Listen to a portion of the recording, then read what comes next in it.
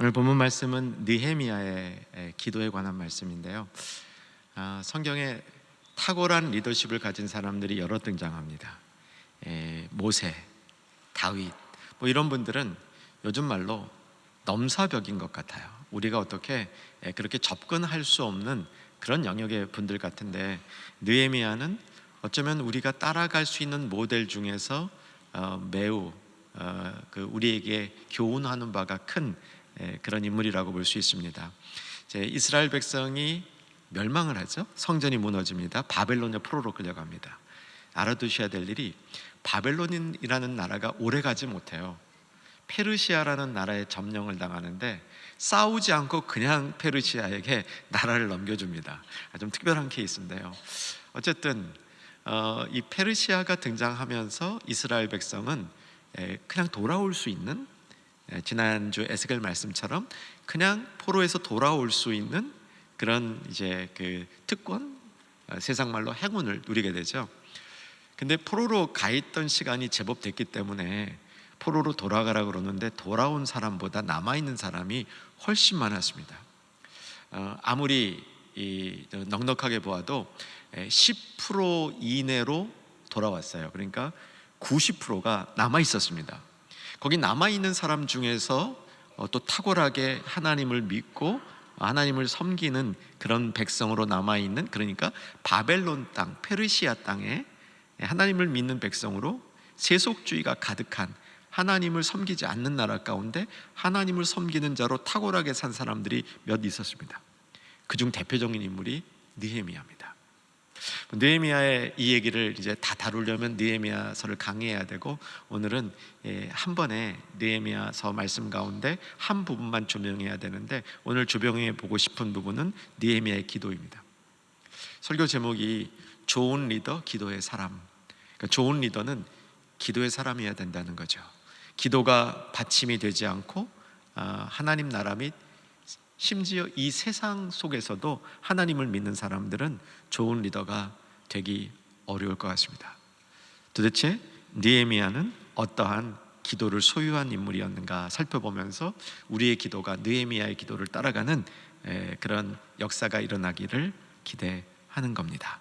자, 오늘 본문을 보기 시작합니다. 4절을 보시면, 내가 이 말을 듣고 앉아서 울고 수일 동안 슬퍼하며.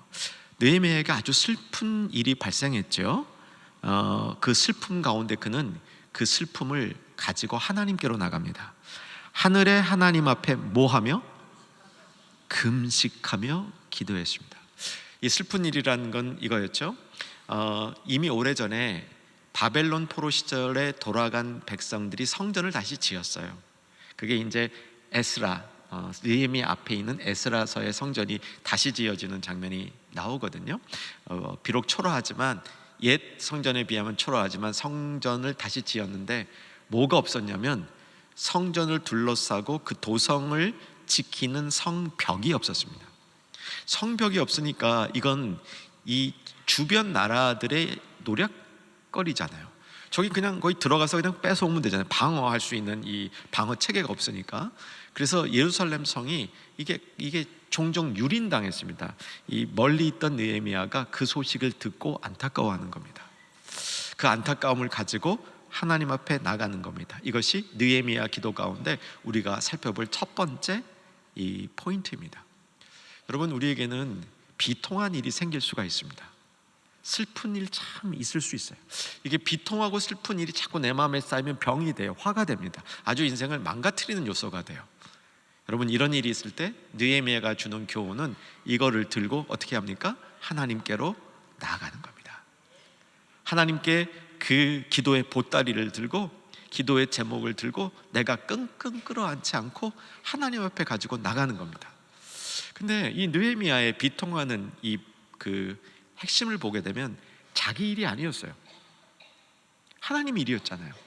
하나님의 도성인 예루살렘 성이 성벽이 없으므로 자꾸 침공을 받아서 그 폐허가 되니까 그게 너무 안타까웠던 거예요. 이게 참 재미있어요. 여러분, 이 느헤미야가 당대의 이 바벨론 페르시아로 포로로 끌려간 게 아닙니다. 그러니까 어릴 때부터 예루살렘 성전을 바라보고 있다가 어느 날 멸망하면서 포로로 강제 이주 당한 게 아닙니다. 그러니까 우리 일제 시대로 말하면 일제가 우리를 합병해가지고 일본으로 많이 노동자로 끌고 갔잖아요. 그 한국의 서울에 아니면 뭐 우리나라의 조선 반도에 살다가 일본으로 끌려간 그 세대가 아닙니다. 느헤미야는 성전이 멸망한 후 140년 후에 태어났을 것으로 추정이 돼요. 왜냐하면 이 느헤미야서에 어느 왕 몇째 해, 몇째 달까지 나오기 때문에 이건 뭐 거의 확실하게 연도를 추정할 수 있어요. 자, 그러면 강제 이주 한 5세대 정도 되는 겁니다. 여러분, 제가 여쭤볼게요. 혹시 고조 할아버지나 할머니 얼굴 기억하시는 분? 비정상입니다. 이건 비정상이에요. 기억할 수가 없죠. 혹한혹 정말 0.01% 정도 되는 분이 증조 할머니 할아버지 얼굴을 기억할 수 있을 거예요. 결혼을 빨리 하고 아니면 굉장히 장수하셔가지고 100세 이상 뭐 사셨으면 증조 할머니나 할아버지 얼굴을 기억하는 분이 간혹 정말 있을 겁니다. 근데 그것도 기억하기 힘들어요. 여러분, 증손주 보기를 원하십니까? 그렇게 되기를 원합니다. 근데 그 증손주가 여러분을 기억하려면 태어나자마자는 안 돼요. 그래도 한 5살이 돼야 기억하지 않습니까? 그 기간이 더 살기가 참 어려운 기간입니다. 물리적으로 자기 5대 할아버지를 기억하는 건 어려워요. 그런데 느헤미야는 자기 조상들의 도시, 하나님의 성전이 있는 예루살렘을 마치 자기의 실제 고향인 것처럼 생각하고 지내고 있었던 걸 보면 정말 위대한 그 민족 정신의 계승자이고요, 더 중요한 건 하나님을 믿는 신앙의 계승자였다는 사실을 알 수 있겠죠. 그는 자신의 비통함을 가지고 하나님 앞으로 나아갔습니다. 여러분, 헛일로 비통하지 않는 성도 됐으면 좋겠습니다. 참 비통하는 성도들 보는데요, 그 비통한 모습과 이유를 살펴보면 비통할 만한 게 아닌데 비통해하는 경우들이 있어요. 하나님의 뜻이 이루어지지 못하는 것을 비통해하고 하나님의 이름이 실추되는 것을 비통하고, 요즘 같으면 교회들이 왜 이렇게 세상에서 그 좋지 않은 말을 들을까, 이런 걸 좀 비통해야 됩니다. 왜 성도들이 세상 안에서 빛과 소금으로 못 살까, 이런 걸 비통해야 되는 거죠. 제 할머니 장례식이었는데요, 제가 이제 그 당시에 대학생이었는데 상주처럼 이제 할머니 장례식을 치르고 있었습니다. 저희 빈소가 있는데 그 옆 빈소에 조용했었어요. 조용했는데 갑자기 어떤 파파 할머니가 나타나가지고 대성통곡을 하는 거예요. 아이고 그러면서 대성통곡을 하는 거예요. 저희 빈소에서 이렇게 하도 조용하던 빈소에 이런 그런 애통함이 있어가지고 그래서 봤어요. 근데 이제 할머니가 막 기도하시다가 조금 있다가 벌떡 일어서더니 저희 빈소로 오시는 거야. 그럼 또 아이고 하고 또 오시는 거예요. 이게 도대체 어떻게 된 건가 했더니, 근데 그분을 잘 보니까 옛날에 한번 본 듯한 분이에요. 그러니까 뭐 친척 모임 이렇게 하면 저희 집에 오셨던 거야. 그러니까 알고 보니까 저희 돌아가신 할머니의 이게 먼 게 그 이제 친척 동생쯤 되는 분인 거예요. 근데 이분이 너무 막 애통하고 울다가 그다음에 또 탁 굳혀. 그래서 제가 여쭤봤어요. 왜 이렇게 슬피 우셨습니까? 이랬더니 내가 잘못 옆집에 가가지고 거기서 곡 한 게 너무 억울해서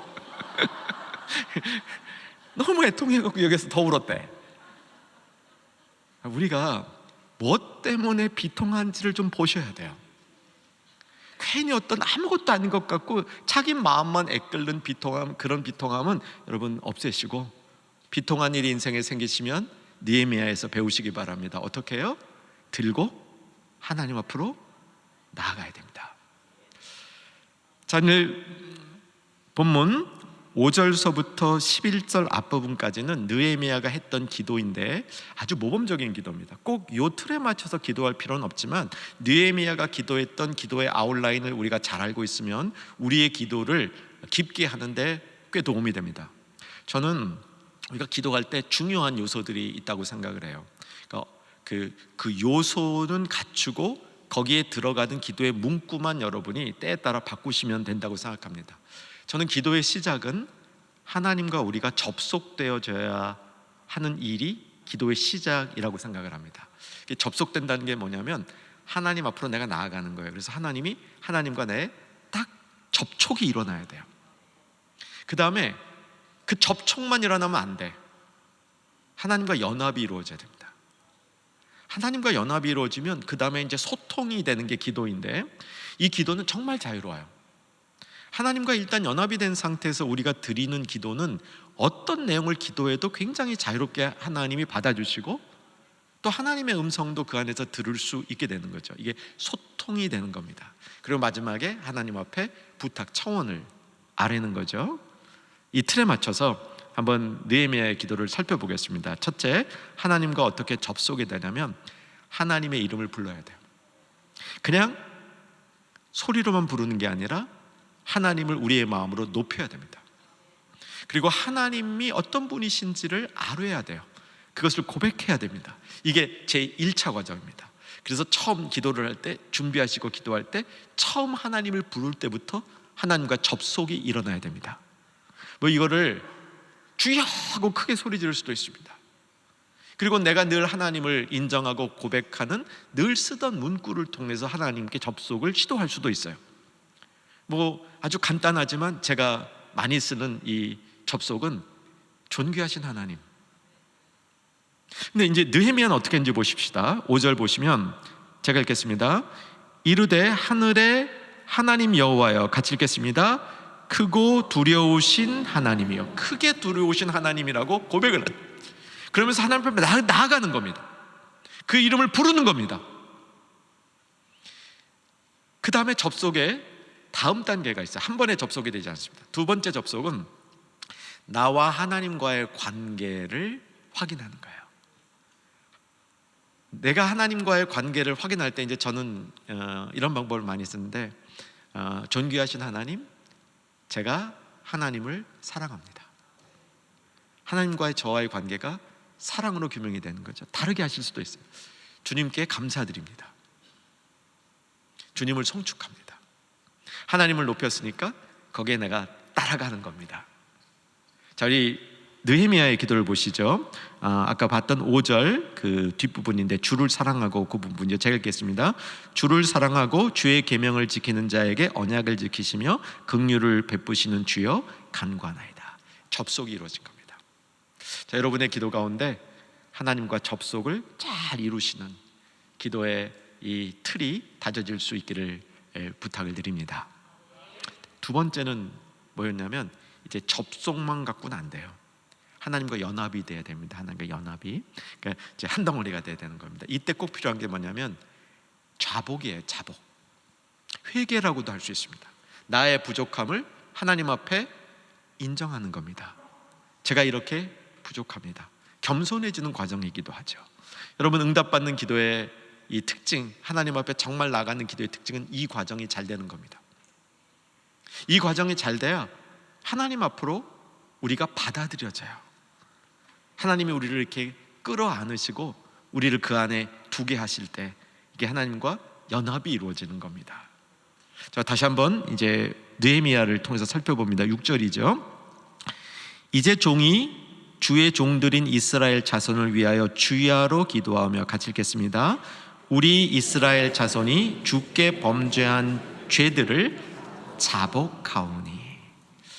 자, 이렇게 하나님과 연합이 되면 그 다음에 기도의 내용은 어떤 내용을 해도 매우 자유롭다고 저는 생각을 합니다. 어떤 때는 하나님 앞에 그 성경을 중심으로 매우 깊은 기도를 드릴 수도 있고, 어떤 때는 그냥 어린아이처럼 그 부모님 앞에 투정하는 투로 얘기할 수도 있고, 연인 사이에 시시콜콜한 얘기 다 해도 돼요. 어떤 분들은 그러죠. 하나님 앞에 기도할 때 구체적으로 기도하라고. 구체적으로 기도하죠. 뭐 예를 들면 직장을 구한다 했을 때 좀 구체적으로 이런 직장을 달라고 기도하라 그럽니다. 배우자를 위해서 기도하면 그 배우자에 대해서 구체적으로 기도하라고 이렇게 그 권면해 주는 분들이 있어요. 대충 직업군은 어떻고, 뭐 외모는 좀 어떻고, 뭐 환경은 좀 어떻고, 뭐 심지어 키는 몇 센치고, 뭐 이런 것까지 기도해도 된다고 얘기합니다. 돼요. 그리고 그렇게 딱 이루어지면 또 얼마나 감사해요, 그렇죠? 그런 간증하는 분들 봤습니다. 제가 이렇게 구체적으로 기도했더니 그 기도하는 대로 정말 어떻게 이렇게 딱 맞게 됐냐고 막 간증을 해요. 근데 그 간증이 자랑질이 되면 안 되지. 여러분, 이 기도가 이렇습니다. 내가 하나님 앞에 접속이 되고 연합이 되면 정말 어떤 걸 구해도 된다는 믿음이 있습니다. 근데 하나님한테 접속이 되고 연합이 됐을 때 드리는 기도 중에 그 기도를 드리면서 이 기도가 하나님 나라와 무슨 관계가 있는지 생각해 보셔야 돼요. 정말 하나님이 내가 딱 원하는 걸 주셨어. 얼마나 감사해. 그럼 이렇게 기도해야 되지 않을까요? 하나님, 나에게 이렇게 세심하신 것까지 공급해 주시니 참 감사합니다. 저도 하나님 앞에 세심한 것까지 하나님의 일을 하는 사람이 되기를 소망합니다. 이렇게 돼야지 맞는 거 아닙니까? 정말 그렇게 좋은 배우자를, 딱 맞는 배우자를 주셨으면 이 배우자와 함께 행복하게 살면서 참 주님 원하는 일을 내가 잘 감당하겠습니다, 이렇게 가야 맞는 거죠. 여러분, 습관을 들이시기 바랍니다. 어떤 기도의 내용이시든지 할 수 있습니다. 하세요. 그런데 그게 하나님 나라와 어떤 관계가 있는지를 생각하며 하시기 바랍니다. 그러면 그 기도가 하나님이 잘 들으시는 기도가 된다는 겁니다. 다시 한번, 하나님과 접속을 이루고 연합이 되어지고, 연합할 때 회개해야 됩니다. 깨끗해져야 됩니다. 그리고 자유롭게 소통하십시오. 근데 이 소통하는 내용들이 하나님 나라와 어떤 관계가 있는지 계속 확인하시면서 기도하시면 하나님이 기도를 계속 열어주십니다. 그리고 마지막으로 청하는 거예요. 자, 느헤미야는 뭐를 청했는지 보십시다. 11절을 보시면 중간 부분인데 주의 이름을 경외하기를 기뻐하는 종들의 기도를 들으시고, 그 다음 오늘 종이 뭐하여? 형통하여. 자기 느헤미야의 기도 가운데 새롭게 오늘 배우실 좋은 부분이에요. 여러분, 하나님 앞에 기도하면서 하나님 앞에 뭘 구하실 때 나에게 지금 당장 필요한 것만 구하지 마시고, 자꾸 이제 우리의 기도가 빗나가는 게 그래요. 접속도 안 되고 연합도 안 됐는데 바로 청원으로 들어가서 주시옵소서로 들어가요. 또 지난주에 설교 듣고 배웠다고 아시지 않습니까? 주시옵소서. 그게 앞부분이 돼야 되는 거예요. 하나님을 높이고 나와 하나님과의 관계를 분명히 하고 나의 잘못된 것 정리하고, 그리고 하나님 나라의 관점에서 내가 원하는 것들을 다 내려놓게 되면 이게 필요한 내용들이 잘 채워지죠. 그러면서 형통하게 하옵소서, 이 기도의 능력을 여러분들이 오늘 좀 알았으면 좋겠습니다. 그렇게 기도하셔도 돼요. 주님, 나의 삶이 형통하게 되게 하옵소서. 특별한 여러분 이렇게 구하는 기도 제목이 없다면 이 기도 제목을 여러분이 평소에 구하는 기도 제목으로 사용하셔도 좋습니다. 자, 성경에 나오는 형통이란 말을 몇 가지 구절을 통해서 정리해 보겠습니다. 우리 형통에 대해서 생각할 때 빼놓을 수 없는 게 시편이죠. 시편 1편입니다. 아실 거예요. 이제 좀 이따 볼게요. 창세기에 나오는 요셉이죠. 요셉이 보디발이라는 애굽의 유명 유력자의 집에 종으로 팔려갔는데 이 보디발의 집이 요셉 때문에 복을 받아. 그게 형통이죠. 그 다음에 오늘 이 느헤미야가 나를 형통하게 하옵소서, 이 기도도 우리 마음속에 잘 이렇게 정돈해 두셔야 됩니다. 시편 118편에 보면 이 기도 중에 형통하게 해달라는 기도가 또 나와요. 그래서 기도 중에 형통하게 해달라고 기도하는 것은 성경적 방법입니다. 그거 먼저 확인하겠습니다. 시편 118편 25절, 여호와여 구하옵나니 이제 구원하소서. 같이 읽겠습니다. 여호와여 우리가 구하옵나니 이제 형통하게 하소서. 기도예요. 자, 시편에 나오는 형통함은 시편 1편 3절 자막 주시고요. 시냇가에 심은 나무가 철을 따라 열매 맺고 그 잎사귀가 마르지 아니하는 것 같이 모든 일에 형통하리라. 여러분, 이 형통은 어느 한 분야에서 탁월하게 되는 게 아닙니다.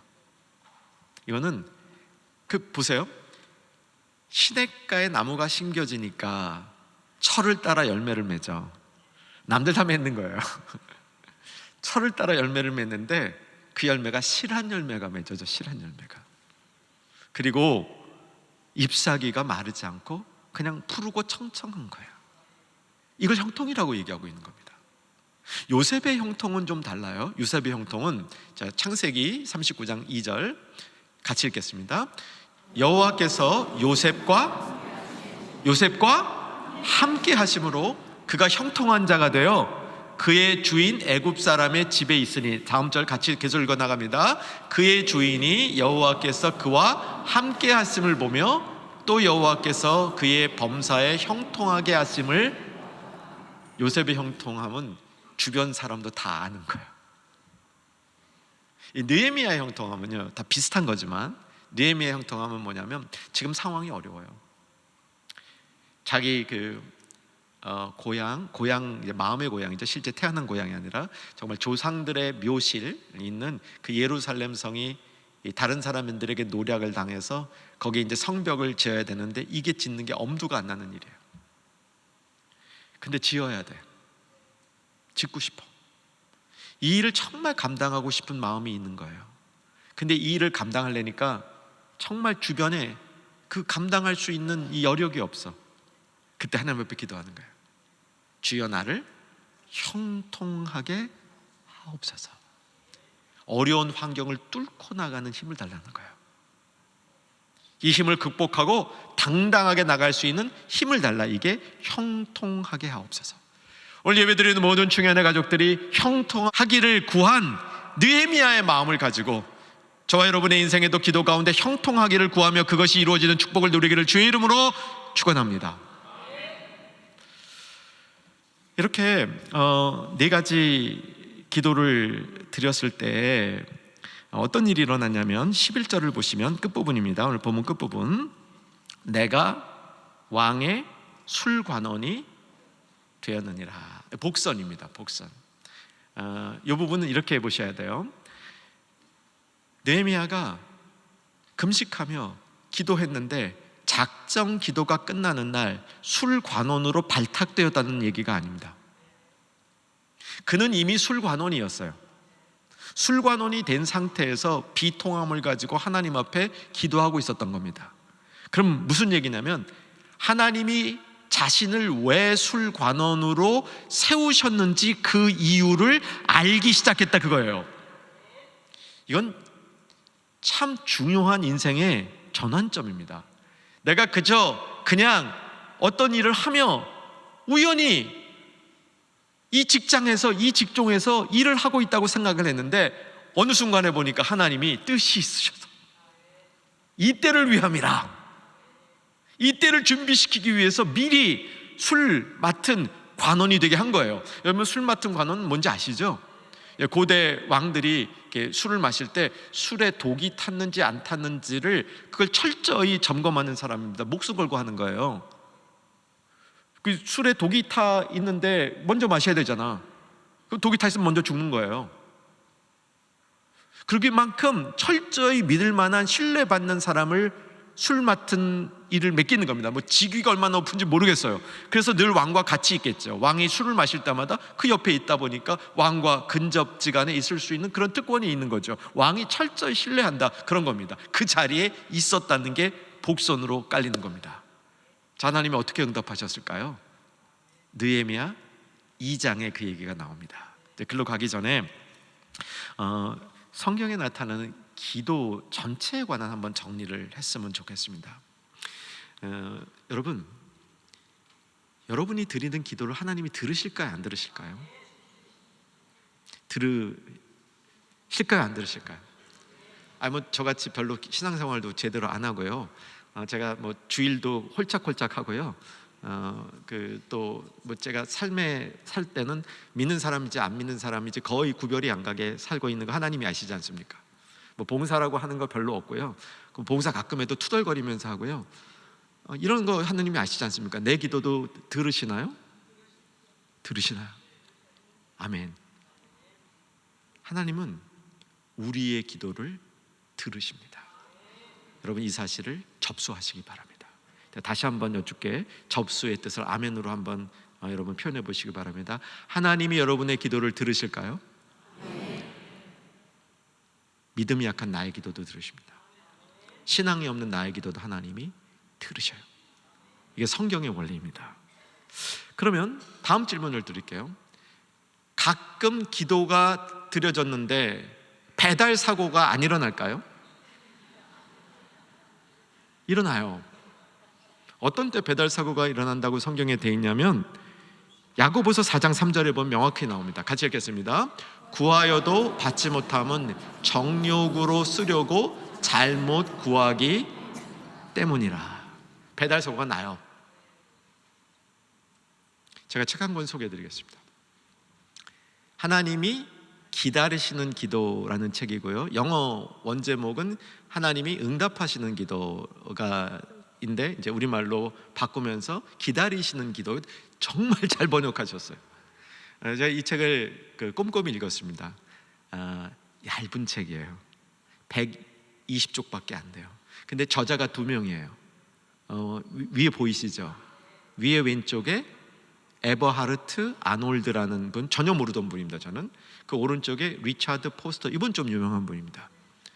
우리랑 신학적 노선은 좀 다르지만 영적으로 굉장히 저희들에게 도움이 주는 글들을 많이 쓰는 분입니다. 근데 에버하르트 아놀드라는 분은 전 전혀 몰랐는데 20세기 초반에 독일에서 이렇게 활동하시던 영성이 깊은 목회자 이렇게 소개가 되더라고요. 60쪽 되는 이 글이에요. 이 책을 잡을 때 1시간에 끝나겠구나 하고 잡았는데 5시간도 더 걸렸습니다. 너무 좋아가지고 굉장히 꼼꼼하게 읽고 정리하고 또 정리하고 이렇게 읽었습니다. 이 책은 7월 말에 우리말로 번역이 됐고요. 8월 초에 제 손에 수집이 됐고 지난주에 읽었습니다. 설교 준비하려고 읽었다가 저는 큰 축복을 받았습니다. 평소에 생각하던 기도에 관한 기본적인 노선이 매우 저하고 동의하고요. 훨씬 저보다 깊고 명쾌하게 이 기도의 요소들을 책에 정리해 놔서 정말 큰 도움을 받았습니다. 이 책의 중심되는 내용과 저의 신학적인 이 결론을 묶어서 잠시 설명해 드릴게요.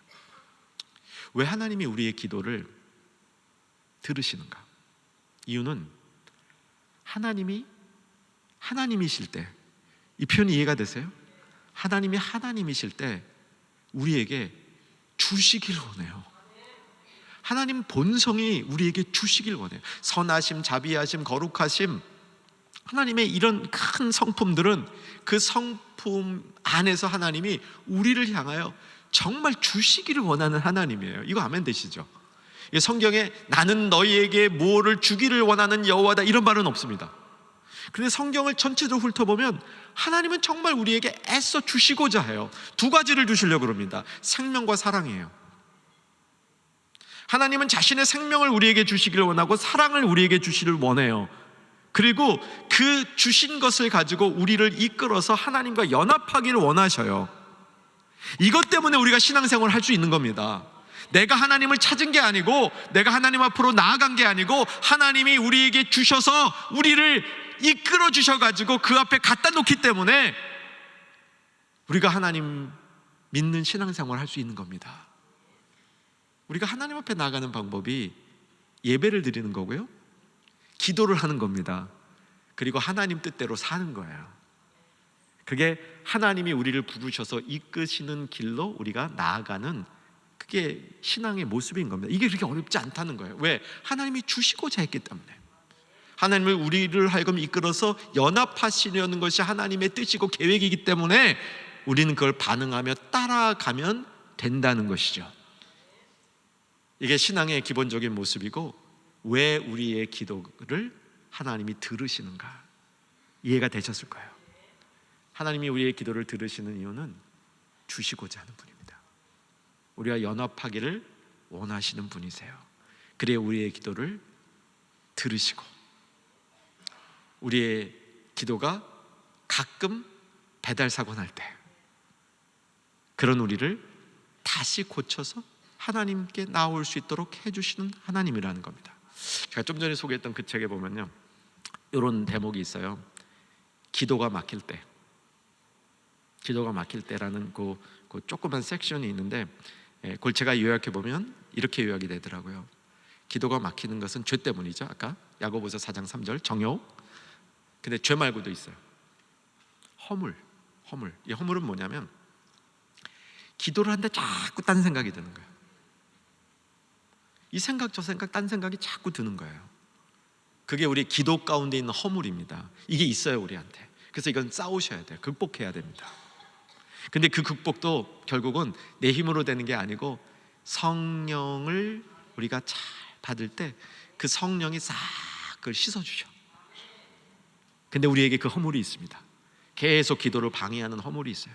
걱정이 기도를 막히게 하는 요소다. 이건 이제 분명히 아까 그 아놀드라는 분이 쓰셨어요. 걱정이 우리를 하나님 옆에 나가는 기도를 막히게 한다. 여러분 좀 그래서 이 걱정도 좀 뚝 하셔야 돼요. 다시 하나님은 자신을 우리에게 주시고자 한다. 아멘. 그래서 예수님까지 주셨잖아요. 성령님도 주시고 좋은 거 다 주셨잖아요.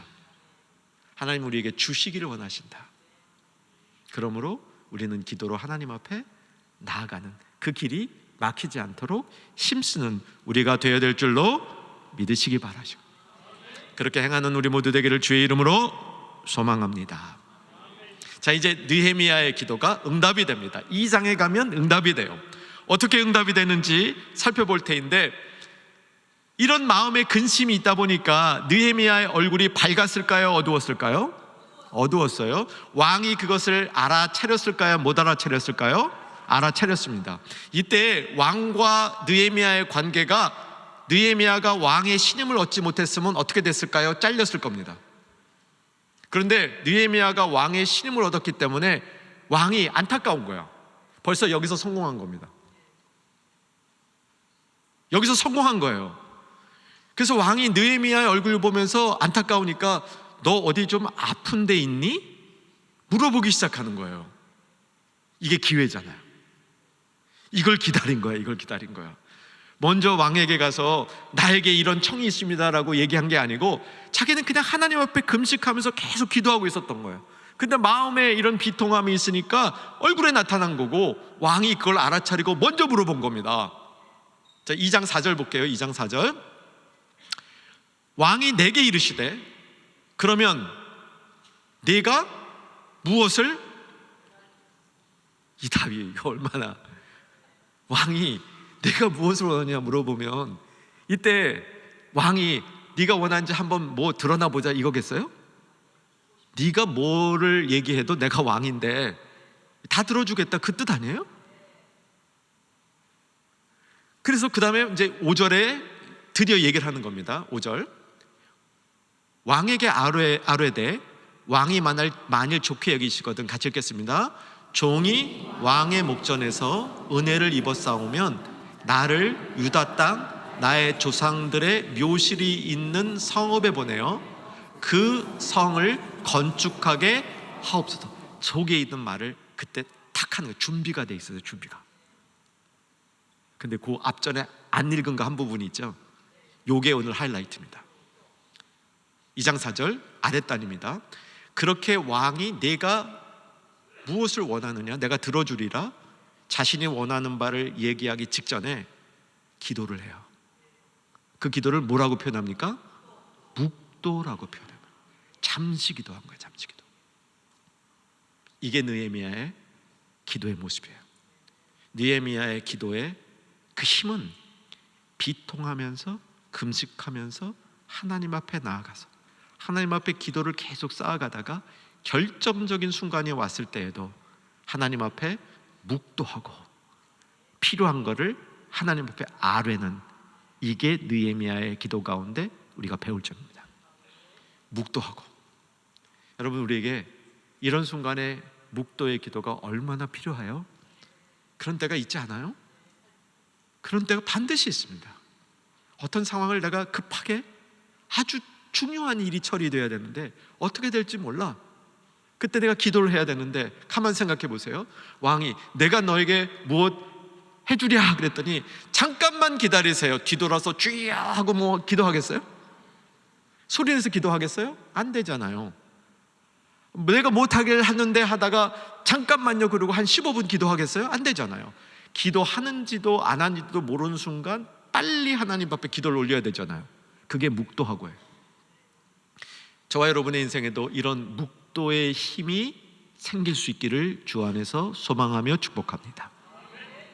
우리말 그대로 묵도라는 뜻은 조용히 하는 기도죠.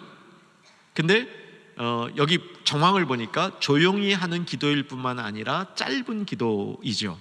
근데 원어를 보게 되면 조용히 한다, 짧은 기도라는 뜻보다는 그게 하나님 앞에 강렬하게 드리는 간절한 기도라는 의미가 더 많아요. 그러니까 조용히 짧고 강렬하게 하나님 앞에 드리는 기도. 그런데 이 기도가 하나님 심장 속으로 날아가는 기도.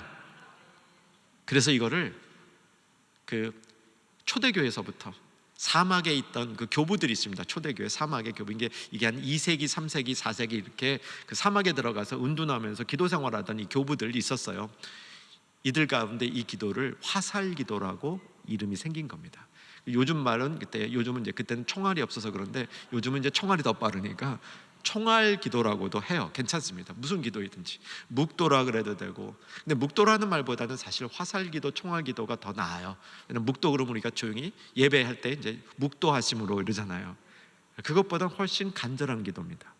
관역을 향해서 정확히 쏘아 올리는 기도예요. 여러분, 우리 기도가 작동할 때 화살기도도 작동하는 성도가 되기를 소망하십시다. 나의 기도의 생활이 무르익어 갈 때 하나님 앞에 늘 기도하는 기도의 자리에 지키는 것 중요하지만 필요한 현장에서 화살 기도를 쏘아 올릴 수 있는 그 관역을 정확히 맞춰서 빠른 시간에 그 활시위에 활을 꼽고 날릴 수 있는 이런 숙달된 기도의 능력이 있는 성도 되기를 소망하시기 바랍니다. 성경에 보면요, 이 화살 기도의 예의가 많아요. 어떤 경우는 지금 이 느헤미야처럼 굉장히 절실한 상태에서 쏘아 올린 기도고요, 어떤 때는 상황이 그렇게 절실하지 않은데 일이 엄중해서 쏘아 올린 기도였어요. 창세기에 보게 되면 아브라함이 그 자기 며느리를 얻기 위해서 종을 하나 보내죠. 이삭의 부인을 얻기 위해서, 레베카를 얻기 위해서 이제 가는데, 이 가서 이 며느리감을 구하러 이렇게 딱 갔는데 이 종이 영적으로 뛰어난 사람이야. 근데 딱 보니까 괜찮은 자매가 보여. 그때 성경에서 뭐라고 돼 있냐면, 내가 마음속으로 이 우리말은 말하기를 이렇게 돼 있는데, 이게 원어를 보게 되면 마음속으로 묵도하기를. 그 순간에 팍, 하나님 맞습니까? 이거 맞습니까? 딱 기도한 거야. 꽂힌 거야, 꽂힌 거. 그래서 금박분별이 된 겁니다. 다윗이 압살롬의 반역 때 도망갔죠.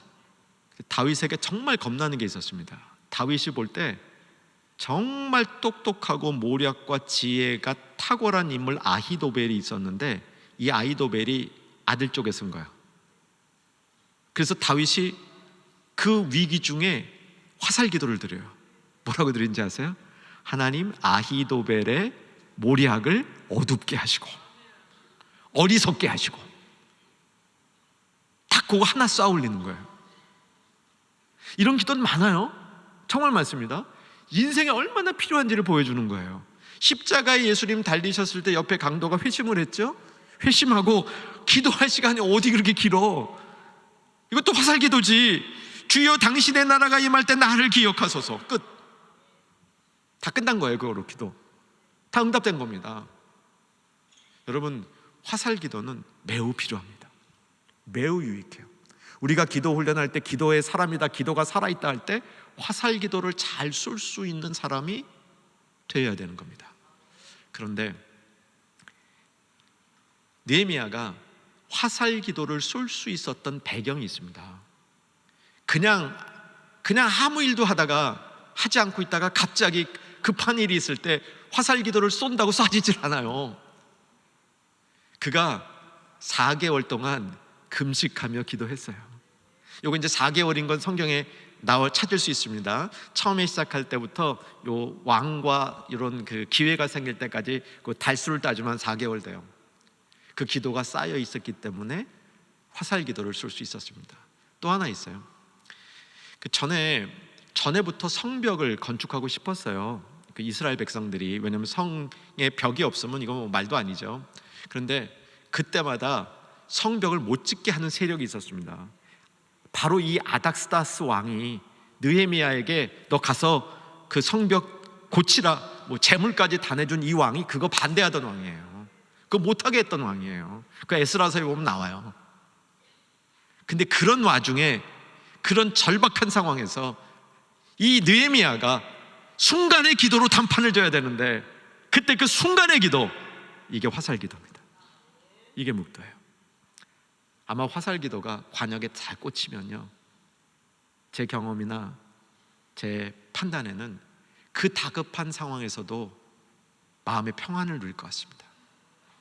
그 정말 몇 초 안에 엄청난 결정을 해야 될 때도 실수하지 아니하고 결정할 수 있을 겁니다.